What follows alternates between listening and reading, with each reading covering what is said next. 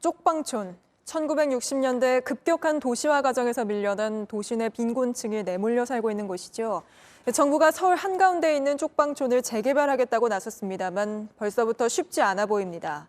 세입자들은 반기고 있지만 집주인들은 정부가 내놓은 보상안이 충분하지 않다며 반대하고 있습니다. 여도현 기자입니다. 성인 한 명이 간신히 지나가는 좁은 복도에 방이 빼곡하게 있습니다. 방 안은 한 평이 겨우 넘는 크기.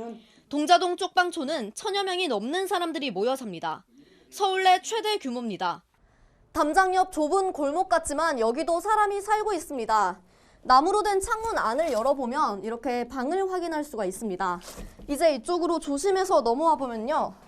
통로가 이렇게 좁은데도 양옆으로 다닥다닥 방이 붙어 있습니다. 천장을 보겠습니다.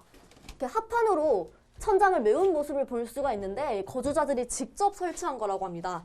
천장을 따라서 계속 와보시면 이렇게 전선이 널브러져 있는 모습을 볼 수가 있습니다. 이쪽에 보시면 창문이 없는 공간이 있는데 이건 역시 방입니다. 수리도 세입자들이 직접 해야 합니다. 하지만 임대료는 싸지 않습니다. 이게 그럼 몇 평인 거예요? 이게 한 평도 안 돼요. 얼마예요, 여기가? 네, 25만 원입니다.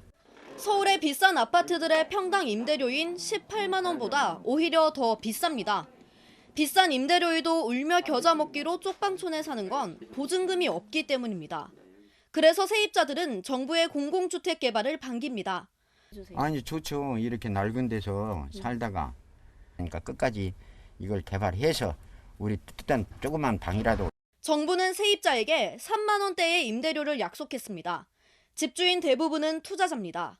집주인은 본주인인데 한 번도 보지를 안 했어요. 네, 외국에 있어요. 하지만 집주인들은 정반대입니다. 일단 보상입니다. 공시지가를 기준으로 보상하면 시세보다 보상이 훨씬 낮아진다는 주장입니다. 받아들일 수가 없지 어떻게 시가를 적용을 해요. 특히 집주인들이 별도로 재개발을 추진하고 있었는데 정부가 협의도 없이 기습 발표했다고 주장합니다. 강제로 주민동의 한 번도 없이 무조건 갑자기 기습으로 발표해가지고 그것도 시가로. 정부 계획은 2026년까지 세입자 이주를 완료하고 2030년부터는 민간 분양 택지 개발에 나선다는 방침입니다. 하지만 집주인들의 반발로 난항이 예상됩니다.